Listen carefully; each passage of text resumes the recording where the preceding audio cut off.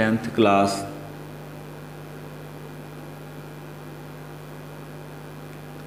biology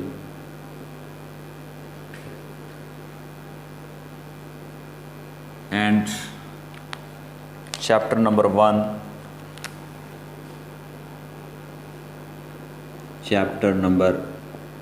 1, gaseous exchange। तो ये हमारे पास चैप्टर का नाम है। इस चैप्टर में हमारे पास डिफरेंट डेफिनेशंस हैं। आज हम उनको डिस्कस करेंगे जो कि इस चैप्टर के इंट्रोडक्शन में आती हैं। तो सबसे पहले हमारे पास इस चैप्टर में जो डेफिनेशन है वो सेलुलर रेस्पिरेशन की है। तो डियर स्टूडेंट्स, हम यहाँ पर मेंशन करते हैं सेलुलर रेस्पिरेशन।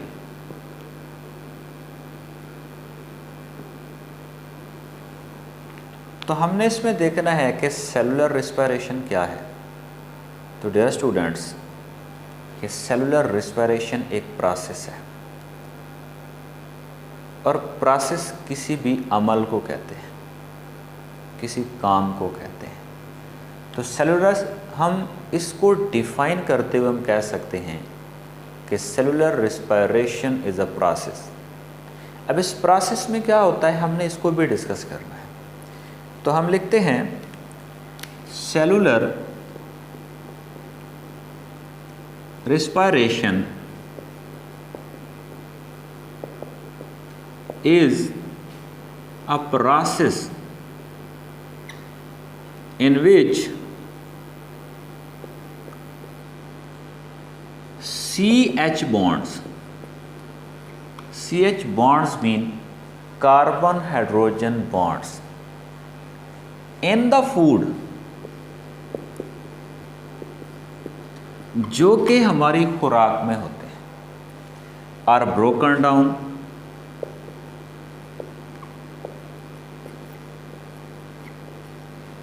तोड़ दिए जाते हैं इन the presence of oxygen,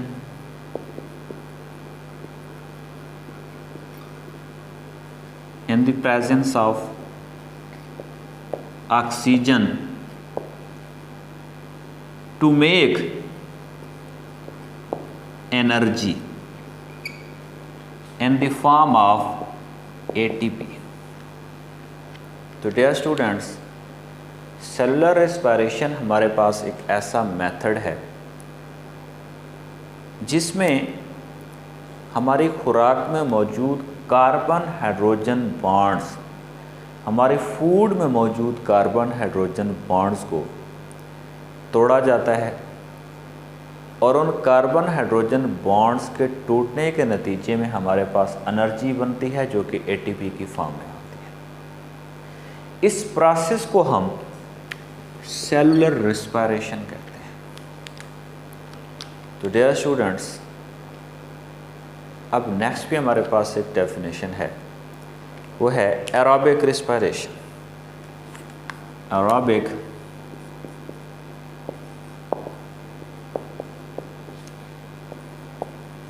respiration. तो डियर स्टूडेंट्स, एरोबिक रेस्पिरेशन क्या है? The respiration in the presence of oxygen. अब याद रखिए कि ऐसी रिस्पिरेशन जिसमें ऑक्सीजन इन्वॉल्व होती है, उस फूड की ऑक्सीडेशन कंप्लीट होती है ऑलमोस्ट। तो complete oxidation of food in the presence of oxygen is known as aerobic respiration. तो हम इसको लिखते हैं एरोबिक रेस्पिरेशन को, द रेस्पिरेशन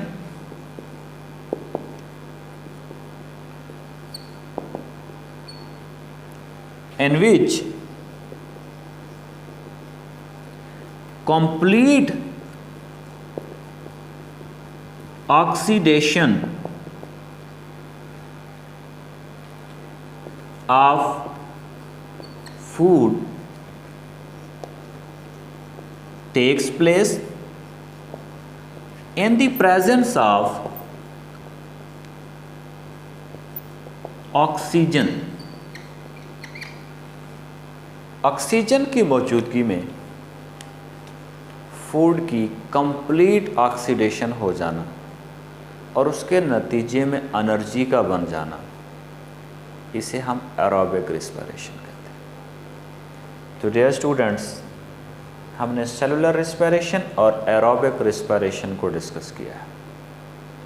अब हम देखते हैं कि गैसियस एक्सचेंज क्या है। Actually it is the name of our first chapter. So now we are going to discuss about the gaseous exchange. Gaseous exchange. तो डियर स्टूडेंट्स, इस गैसियस एक्सचेंज को समझने के लिए हम एक सिंपल सी डायग्राम बना दें। डियर स्टूडेंट्स, मैं कहता हूँ कि मेरे पास ये कोई सेल है एंड डेफिनेटली सेल में many kinds of metabolic reactions हो रहे होते हैं। उन मेटाबॉलिक रिएक्शंस में कुछ गैसेस की ज़रूरत होती है और कुछ गैसेस उन रिएक्शंस के नतीजे में बनती हैं। अब जैसे ही अगर हम एरोबिक रिस्पिरेशन की बात करें तो इसमें फूड मॉलिक्यूल ऑक्सीजन की मौजूदगी में ब्रेक डाउन होते हैं, जिसमें carbon dioxide, water and energy बनते हैं। अब इसी तरीके से अगर हम एक किसी सेल की बात करें तो डेफिनेटली इस सेल को अपनी मेटाबॉलिक एक्टिविटीज़ करनी है और उन मेटाबॉलिक एक्टिविटीज़ में एरोबिक रिस्पिरेशन एक है। अब डेफिनेटली जब किसी भी सेल ने रिस्पिरेशन करनी है तो उसको ऑक्सीजन चाहिए, तो वो ऑक्सीजन कहाँ से लेगा? This will be taken from the environment, वो इन्वायरमेंट से लेगा। जब वो अपनी मेटाबॉलिक एक्टिविटीज़ कंप्लीट कर लेगा, रिस्पिरेशन कर लेगा, तो रिस्पिरेशन के नतीजे में कार्बन डाइऑक्साइड बनेगी और वो कार्बन डाइऑक्साइड को बाहर निकाल देगा। तो इस सेल ने अपने मेटाबॉलिक रिएक्शंस के लिए ऑक्सीजन को इनसाइड लेके गया और कार्बन डाइऑक्साइड को आउटसाइड। तो इट मीन्स कि gaseous exchange is a process in which oxygen is taken inside as well as carbon dioxide is taken outside. So we can write the definition of this process, gaseous exchange. The process in which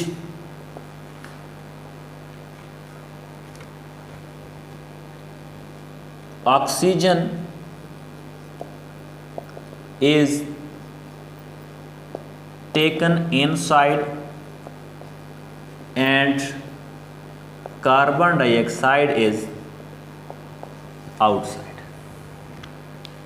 ये gaseous exchange हमारे पास एक ऐसा process है जिसमें oxygen inside जाती है, carbon dioxide outside जाती है। अब ये ऑक्सीजन इनसाइड क्यों जाती है और कार्बन डाइऑक्साइड आउटसाइड क्यों जाती है? तो इसके लिए हम एक सिंपल सा रिएक्शन लिख लेते हैं।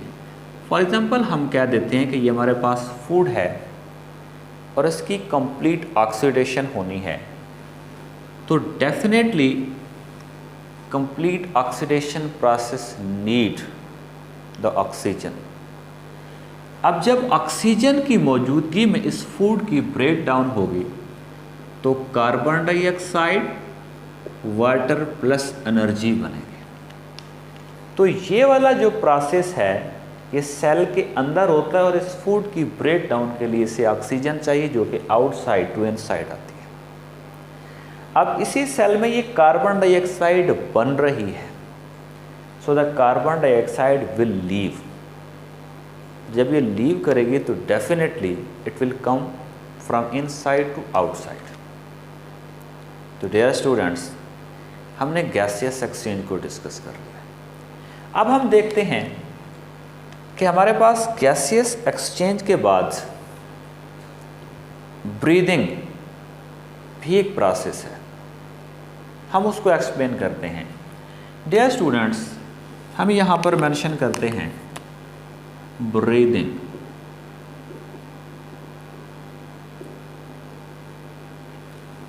तो डियर स्टूडेंट्स, इस ब्रीदिंग को समझने के लिए अगेन हमें एक डायग्राम बनानी पड़ेगी। हम डायग्राम के ज़रिए से समझते हैं। फॉर एग्जांपल, हमारे पास ये कोई ऑर्गेनिज्म है, इसको रफली हम इस तरीके से बना लेते हैं।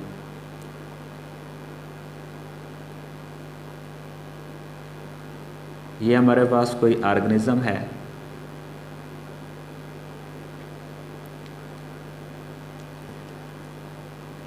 अब जब हम ब्रीदिंग की बात करते हैं तो ये ऑर्गेनिज्म कोई एक सेल पर कंसिस्ट नहीं कर रहा। It mean this organism contain the trillions of the cell,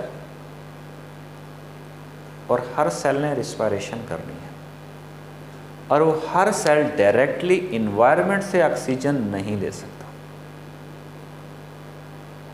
so body में एक सिस्टम मौजूद होता है, इसे हम रेस्पिरेटरी सिस्टम कहते हैं। उसके ज़रिए से सांस लिया जाता है, यानी कि एयर को बॉडी में इनसाइड लेके जाया जाता है।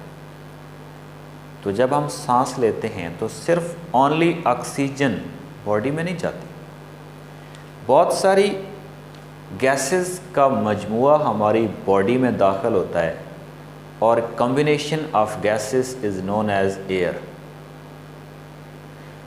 तो बॉडी में ऑक्सीजन को लेके जाने के लिए पूरी एयर जाएगी, और एयर में सिर्फ ऑक्सीजन नहीं होगी, और भी बहुत सारी गैसेस होंगी। तो ब्रीदिंग में हम लिखेंगे the process in which air is taken inside the body. So इस डेफिनेशन का फर्स्ट पार्ट हमने समझ लिया, हम उसको लिख लेते हैं। The process in which air is taken inside the body। तो डियर स्टूडेंट्स, जब एयर इनसाइड द बॉडी जाएगी तो डेफिनेटली गैसियस एक्सचेंज होगा, यानी कि उस एयर में से ऑक्सीजन बॉडी ले लेगा और बॉडी में मौजूद कार्बन डाइऑक्साइड उस एयर में शामिल हो जाएगी। तो बॉडी में गई भी एयर है और बॉडी से निकली भी एयर है, लेकिन दरमियान में एक प्रोसेस हुआ है जिसे हम गैसियस एक्सचेंज कहते हैं। तो हम ये कह सकते हैं कि the process in which air is taken inside the body and after the gaseous exchange the air will leave the body, या air will come out the body, या air will taken from the body. So इस process को हम breathing कहते हैं। अब याद रखिए कि इस बॉडी में एयर आई है, एयर, एंड डेफिनेटली इस एयर में मौजूद है ऑक्सीजन। सिर्फ ऑक्सीजन बॉडी में नहीं आ रही। जब बॉडी में गैसियस एक्सचेंज का प्रोसेस हो जाएगा तो उस जो एयर बॉडी में मौजूद है उसमें ऑक्सीजन यूज़ कर ली गई है, ले ली गई है, और ऑक्सीजन के मुतबादिल बॉडी कार्बन डाइऑक्साइड दे रहा है। It mean air is taken inside the body and after the gaseous exchange air will move outside the body. लेकिन फ़र्क क्या होगा कि एयर बॉडी में गई है, उसमें ऑक्सीजन थी, और एयर बॉडी से आउटसाइड गई है, इसमें ऑक्सीजन नहीं बल्कि कार्बन डाइऑक्साइड है। So dear students, we have discussed about the breathing. तो अब हमने देखना है कि जो हमारे पास रिस्पायरेशन है और ब्रीदिंग है, इसमें डिफरेंस कौन सा है। तो डियर स्टूडेंट्स, हम इसको सेपरेटली एक्सप्लेन करते हैं। हम एक साइड पर रेस्पिरेशन लिख देते हैं, दूसरी साइड पर हम ब्रीदिंग लिख देते हैं, ताकि हम इसको आसानी से समझ सकें। तो डियर स्टूडेंट, जब हम रेस्पिरेशन की बात करते हैं तो सिंपली हम कहते हैं the process in which food is broken down in the presence of oxygen to produce the energy. Breathing को हमने अभी एक्सप्लेन किया, the process in which air is taken inside and after the gaseous exchange the air will come outside. So first इसका जो difference है, इसकी definitions है, हम वो लिख लेते हैं। हम कहते हैं the process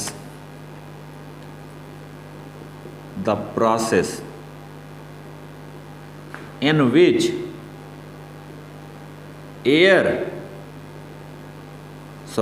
the process in which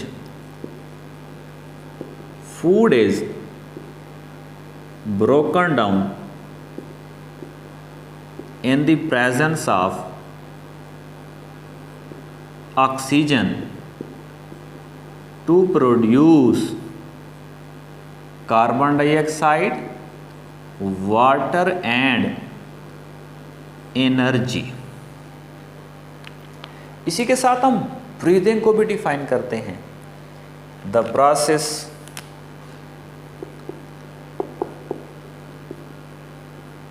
in which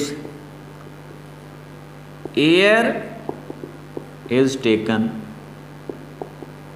inside and after gaseous exchange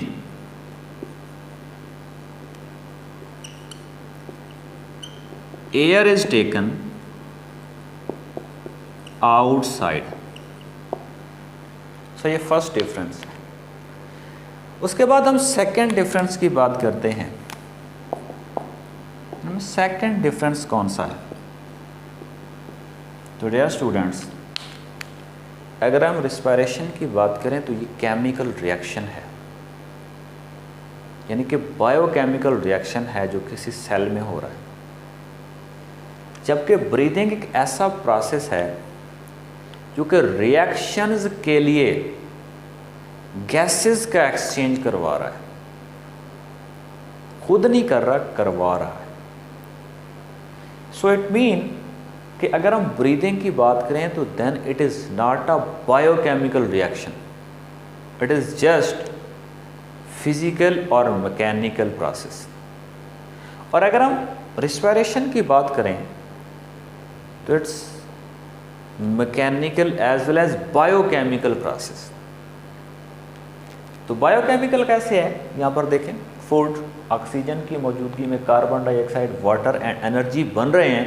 so this one is a chemical reaction and this reaction is occurring inside the living organism, so that's why it is also known as biochemical reaction.